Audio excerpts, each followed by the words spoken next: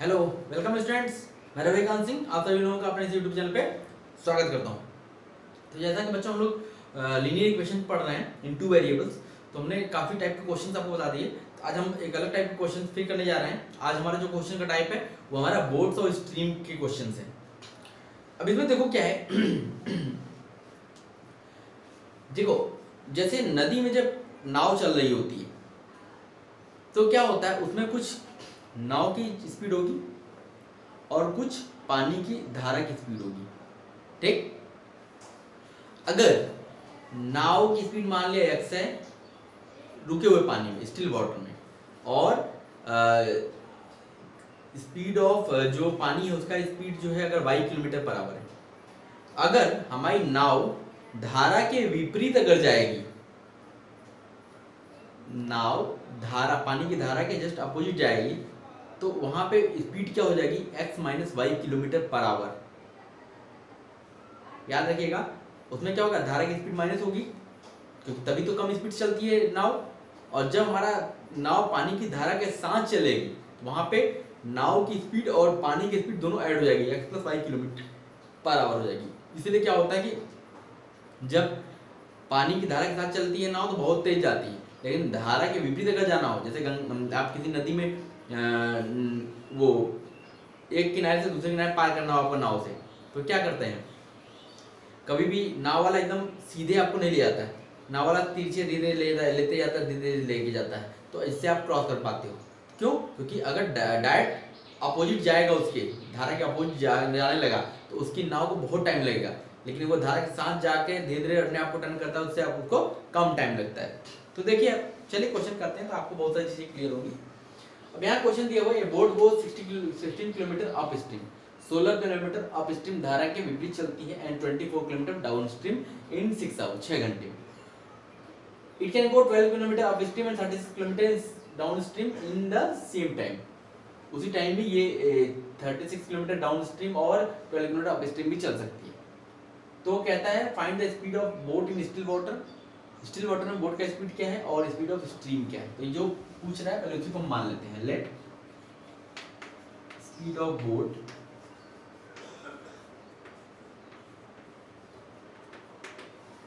Still water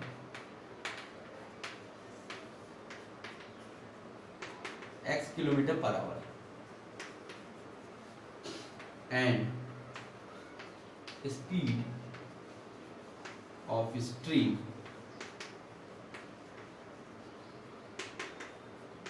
y kilometre per our. ठीक है, ये हमारी स्पीड हो गई। अब स्पीड ऑफ बोट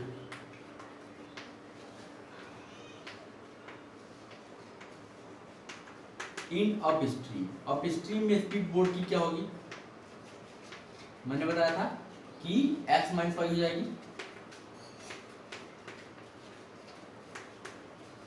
ठीक, speed of boat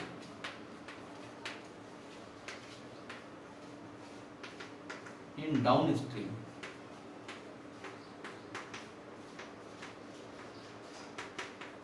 x plus y kilometre per our.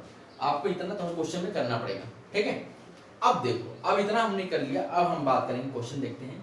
16 kilometre up stream में चलता है और हमें दिया क्या है, टाइम दिया है। इसका मतलब इस 16 किलोमीटर को हमें टाइम बदलना पड़ेगा। इस 16 किलोमीटर अप स्ट्रीम चलता है डिस्टेंस, और इसकी स्पीड क्या होगी, x माइनस वाई। टाइम कितना लगेगा, अब देखिए टाइम के रिस्पेक्ट में हम कंडीशन लिख रहे हैं।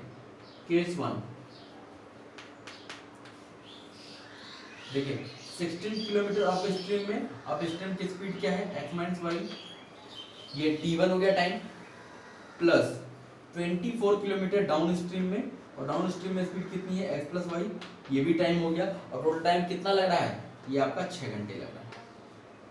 ये इक्वेशन 1 हो गई। ठीक है, अब केस 2,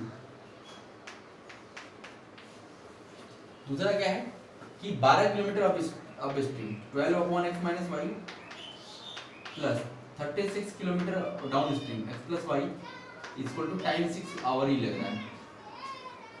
तो ये हमारा दूसरा इक्वेशन हो गया। अब इस टाइप के क्वेश्चन को सॉल्व करना मैंने आपको बता चुका हूँ। यहाँ पे इस टाइप के क्वेश्चन को सॉल्व करने के लिए हमें क्या करना पड़ता है, मानना पड़ता है लेट 1/x - y को आप मान लीजिए p एंड 1/x + y को आप मान लीजिए q। अब हमारे पास इक्वेशन क्या हो जाएगी, 16p + 24q = 6। इसको आप डिवाइड कर लीजिए 6 से,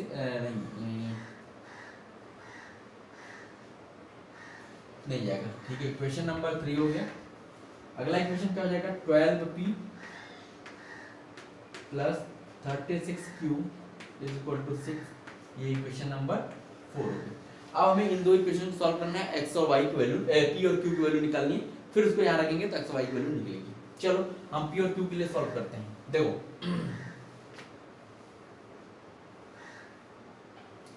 अब देखो इस दोनों का इन दोनों का मल्टीपल क्या आएगा, 48।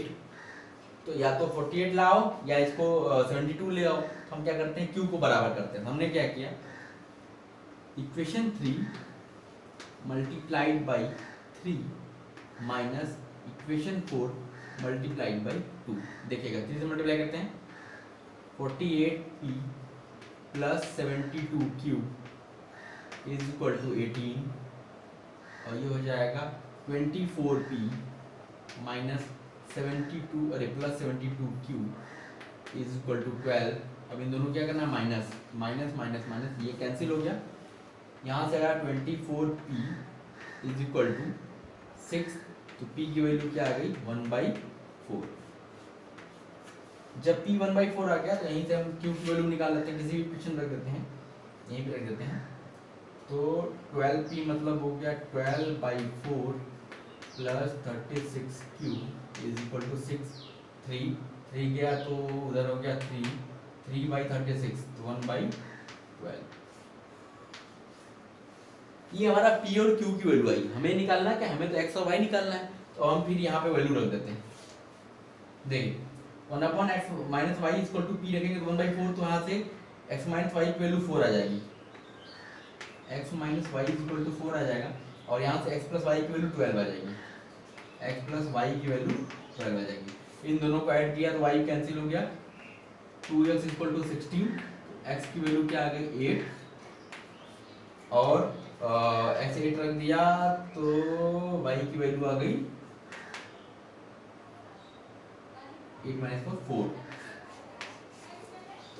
इसका मतलब हो गया speed of boat in still water is equal to 8 km/h, और स्पीड ऑफ स्ट्रीम क्या होगी, 4 km/h।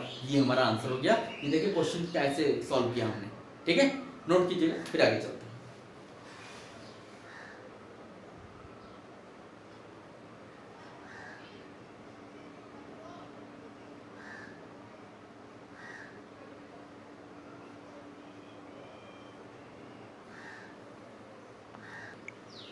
अब देखिए यहाँ पे क्वेश्चन और लेते हैं हम लोग। कहता है एक seller goes 8 km down stream in 40 minutes. एक जो नाव वाला है वो 8 km डाउन स्ट्रीम 40 मिनट में जाता है, एंड रिटर्न्स इन 1 आवर, और वापस आता है 1 घंटे में। Determine the speed of seller in still water and speed of current. तो वही काम करते हैं। सबसे पहले let speed of seller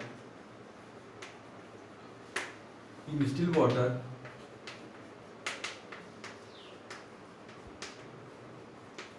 is x km/h and speed of current y km/h। अब यहाँ पे करंट का ये देख के मत समझिएगा कि इलेक्ट्रिक करंट है, वो करंट मतलब पानी की धारा, ठीक है। तो अब यहाँ से जब अब स्ट्रीम स्पीड क्या हो जाएगी,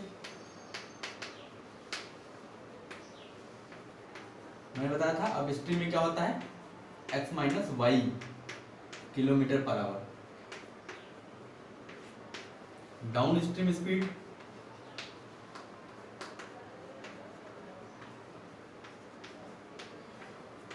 क्या हो जाएगा, x + y km/h। अब आइए अब हम बात करते हैं केस 1 की। क्या कहता है कि 8 किलोमीटर जाने में उसको 40 मिनट लगते हैं। अब 40 मिनट को पहले आप घंटे में बदल लेना 40/60, ठीक है, तो मतलब हो गया 2/3 आवर, ठीक। 8 किलोमीटर, तो देखो 8 किलोमीटर डाउन स्ट्रीम, तो 8 किलोमीटर डाउन स्ट्रीम में स्पीड क्या है x प्लस वाई, और टाइम कितना लगा 2/3 आवर, ठीक। यहां से 2 4 जा 8, तो x प्लस वाई क्या मिल गया 12, ये इक्वेशन 1 हो गई है। छोटा सा, ये तो बहुत इजी क्वेश्चन है। केस 2, अब देखो कहता है रिटर्न होगा 1 घंटे लगेगा। अब अगर वो डाउन स्ट्रीम में जा रहा है तो उसका मतलब वापस आने में उसको अब स्ट्रीम में आना पड़ेगा, तो इसका मतलब है कि अब वहां पे डिस्टेंस तो वही रहेगा 8/x minus y is equal to 1, तो यहां से मिल गया x minus y is equal to 8। ये इक्वेशन 2 हो गई। अब इक्वेशन 2 और 1 को ऐड कर दो, इक्वेशन 1 प्लस इक्वेशन 2, तो ये हो गया x plus y is equal to 12, x minus y is equal to 8, 2x is equal to 20, x is equal to 10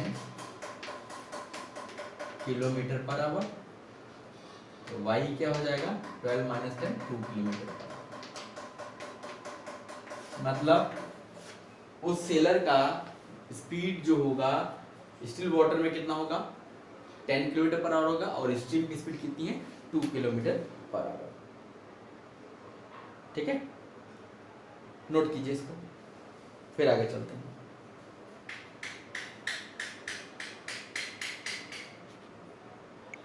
चलिए अब हम क्वेश्चन लेते हैं area based. Area based question कैसे पूछे जाते हैं और वो कैसे सॉल्व करना ये देखते हैं। देखिए यहाँ क्वेश्चन दिया हुआ है, एक रेक्टेंगल है, inner rectangle, if the length is increased and breadth reduced each by 2 metre. हमने लेंथ को 2 मीटर बढ़ा दिया और ब्रेड्थ को 2 मीटर कम कर दिया। Then area is reduced by 28 metre square. अब एरिया क्या हो गया कम हो गया पहले से। और दूसरा कंडीशन क्या है, if the length is reduced by 1 metre, length को 1 मीटर रिड्यूस कर दिया और ब्रेड्थ को 2 मीटर बढ़ा दिया, एरिया क्या हो गया इंक्रीज हो गया 33 मीटर स्क्वायर से। तो कहता है फाइंड लेंथ एंड ब्रेड्थ। तो अब सबसे पहला काम हम करेंगे, लेट लेंथ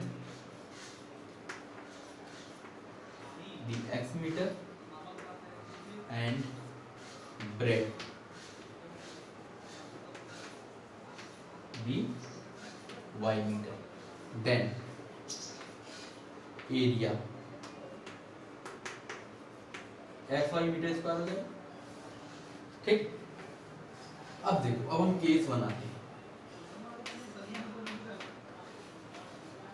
क्या कहता है, हमने लेंथ को इंक्रीज किया, जैसे पहले क्या जो भी लेंथ था, अब लेंथ क्या किया हमने इंक्रीज कर दिया 2 से, और ब्रेड्थ को रिड्यूस कर दिया 2 से रिड्यूस कर दिया। तो अब क्या हुआ, जो एरिया आया, अब वो एरिया पहले के एरिया से 28 मीटर स्क्वायर कम था। इसका मतलब हो गया कि ओरिजिनल एरिया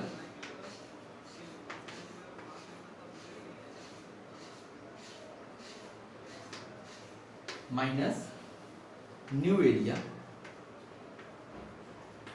इन दोनों का डिफरेंस कितना है 28 है। ओरिजिनल एरिया हमारा क्या था एक्स वाई, माइनस नया एरिया क्या है x plus 2 into y minus 2 is equal to 28। इसको सॉल्व कर लेते हैं।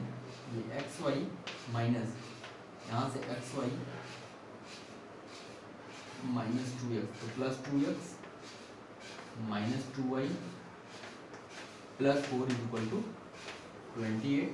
यहाँ से हो गया x minus y is equal to 12। ये हमारा इक्वेशन 1 मिल गया, ठीक है। अब बात करते हैं केस 2 की। हमें क्या कहता है, हमने जो नया रेक्टेंगल है हमारा, इसका क्या किया गया है कि एरिया लेंथ रिड्यूस कर दिया गया। लेंथ पहले x था, 1 रिड्यूस कर दिया गया और ब्रेड्थ को 2 बढ़ा दिया गया, y प्लस 2 कर दिया गया। अब जो है एरिया आपका 33 मीटर स्क्वायर बढ़ गया। इसका मतलब अब नया वाला एरिया ज्यादा हो गया। इसका मतलब अब यहाँ से क्या मिलेगा, new area minus original area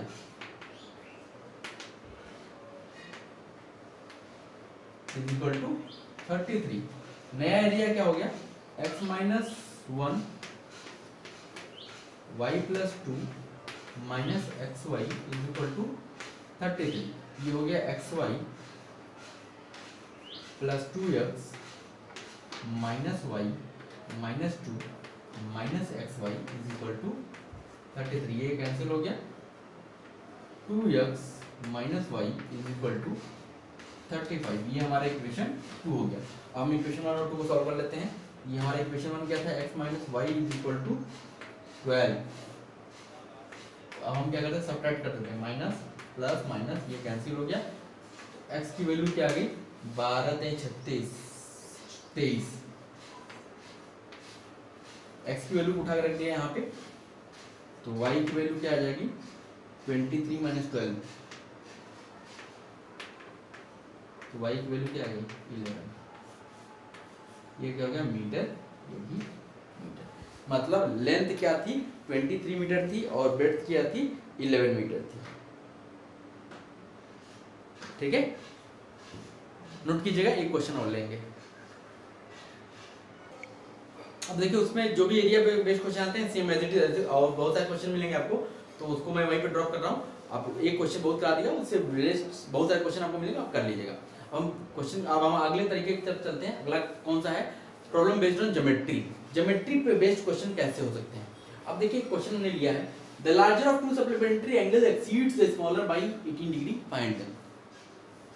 अब देखो दो सप्लीमेंट्री एंगल में जो लार्जर है वो एक्सीड करता है स्मॉलर से 18 डिग्री से। हमने मान लिया सबसे पहले, let the two angles be x and y, and मान लिया x हमारा y से बड़ा। ठीक है, दो एंगल होंगे तो दोनों छोटे बड़े होंगे, तो मान लिया x बड़ा है। ठीक है, अब हमारा क्या, सबसे पहले कंडीशन क्या होगी, दोनों ये दोनों क्या सप्लीमेंट्री एंगल्स हैं, इसका मतलब इन दोनों का सम क्या आएगा, 180 डिग्री आएगा। ये तो हमारी इक्वेशन 1 हो गई। दूसरा क्या कह रहा है कि लार्जर एंगल और स्मॉलर एंगल का डिफरेंस कितना है, 18 डिग्री। ये इक्वेशन 2 हो गया। सॉल्व करो, बहुत छोटा सा क्वेश्चन है। यहाँ से सब्ट्रैक्ट कर दिया 2x, अरे ऐड कर दिया 2x is equal to 8 9 198, x is equal to क्या हो गया, 2 8 जा 6, 2 9 जा 18, 2 9 जा 18, x is equal to 99 degree. y की वैल्यू रख दिया तो y इज इक्वल टू क्या हो जाएगा, 99 माइनस 18, y की वैल्यू क्या आ जाएगी, 181। तो ये एंगल 81 डिग्री, एक एंगल 99 डिग्री आ गया, हमारा आंसर हो गया। ठीक है,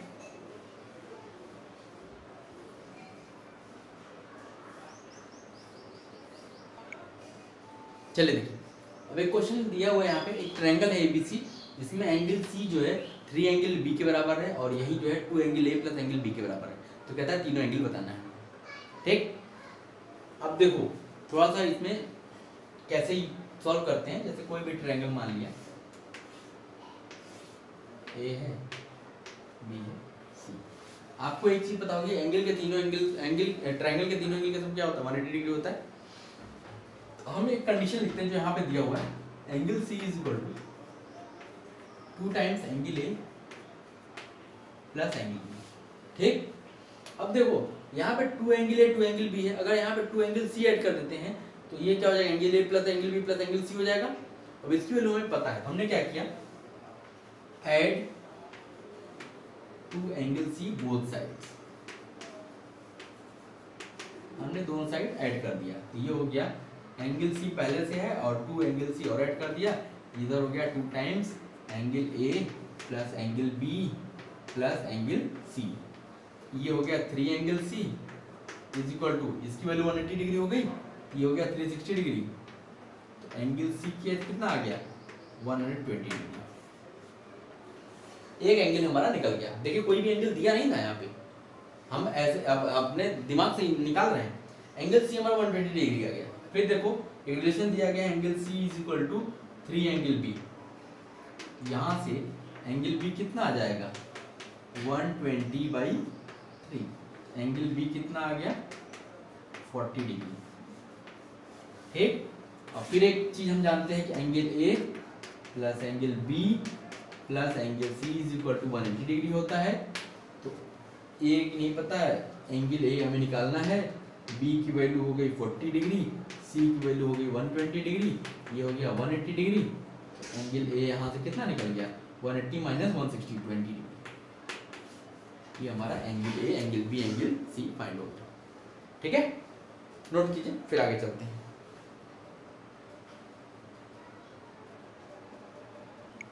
अब देखिए यहाँ पे क्वेश्चन दिया गया कि ट्रायंगल PQR है जिसमें एंगल P x डिग्री है, एंगल Q 3x-2 डिग्री है, एंगल R y डिग्री है, और एक रिलेशन दिया गया R - Q 9 डिग्री के बराबर है, डिटरमिन द एंगल्स।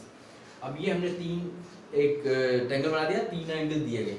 अब हमें यहाँ पता है कि angle P plus angle Q plus angle R, इसका सम कितना होता है 180 डिग्री होता है। एंगल P दिया है x डिग्री प्लस Q दिया है 3x - 2 डिग्री और plus y degree is equal to 180 degree. यहाँ से 4x plus y is equal to 182 degree, ये हमारा इक्वेशन बन गया। अब एक रिलेशन दिया गया है angle R minus angle Q is equal to 9 degree. Angle R हमारा क्या है y माइनस Q कितना है 3x - 2 इज इक्वल टू 9, यहाँ से मिल गया y minus 3x is equal to 7 degree. ये हमारा इक्वेशन 2 आ गया। तो हम क्या करते हैं, इसको लिख लेते हैं y plus 4x is equal to 182, ये इक्वेशन 1 हमारा। सब्ट्रैक्ट कर दिया, माइनस माइनस माइनस कैंसिल, ये minus 7x is equal to minus 189, x की वैल्यू कितनी आ जाएगी 189/7, 7 दूनी 14, 7 होते 49, 27 डिग्री आ गई x की वैल्यू। तो किसी भी क्वेश्चन में रख दो, यहाँ से y की वैल्यू निकाल लो, तो y की वैल्यू क्या आ जाएगी 7 प्लस 3x 51,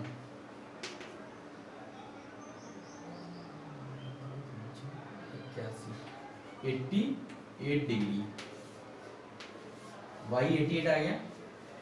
अब हमें क्या पूछा था, ये P आ गया, Q आ गया, P और R आ गया। अब एंगल ये हमारा क्या है, ये एंगल R है, ये एंगल क्या है P है। अब एंगल Q निकाल लेते हैं। एंगल Q हमारा क्या है 3x - 2, that means 3 into 27 - 2, 81 - 2 79 degree. ये हमारा एंगल Q आ गया। ठीक है,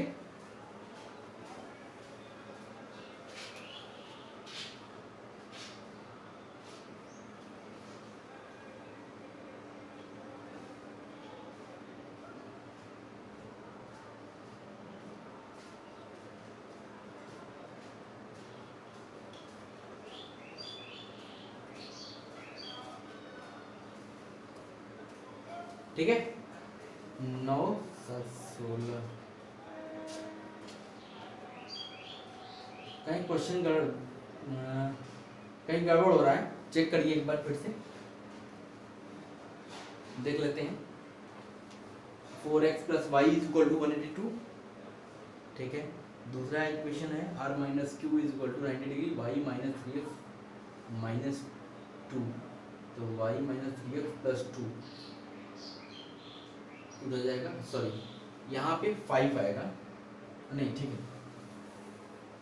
7,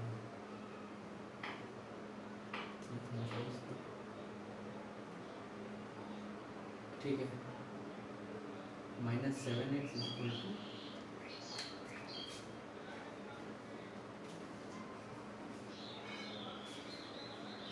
ओके। यहाँ पे देखिए ये 7 182 हमने ऐड कर दिया था, यहाँ पे सब्ट्रैक्ट होगा, ये क्या आ जाएगा 5 7, तो यहाँ पे 25 डिग्री आएगी, ठीक है। ये 25 आ गया, यहाँ पे 25 रखेंगे, तो ये 75 प्लस 7 82 डिग्री आएगा। अब यहाँ पे x की वैल्यू 25 रखेंगे, ये आ जाएगा 72। अब देखिए 73, अब देखिए 3 2 5 5 10, अब सम 180 डिग्री आ जाए। ठीक है, नोट कीजिए। तो ये हमारा आज हमारा ये चैप्टर कंप्लीट हो रहा है। आज हमने सारे टाइप के क्वेश्चंस आपको बता दिए। अब इसका आपको क्वेश्चंस लगाने हैं, जो भी बुक अवेलेबल है एनसीईआरटी एग्जाम्पलर, जो भी बुक आपके पास अवेलेबल है, सारे क्वेश्चंस आपके हो जाएंगे, आराम से हो जाएंगे। ठीक है, तो आज हमारा ये चैप्टर कंप्लीट होता है। अब अगले लेक्चर से हम लोग अगले चैप्टर में इंट्रोड्यूस करेंगे अगला चैप्टर को, फिर उसको आगे हम लोग पढ़ते हैं। Okay, thank you.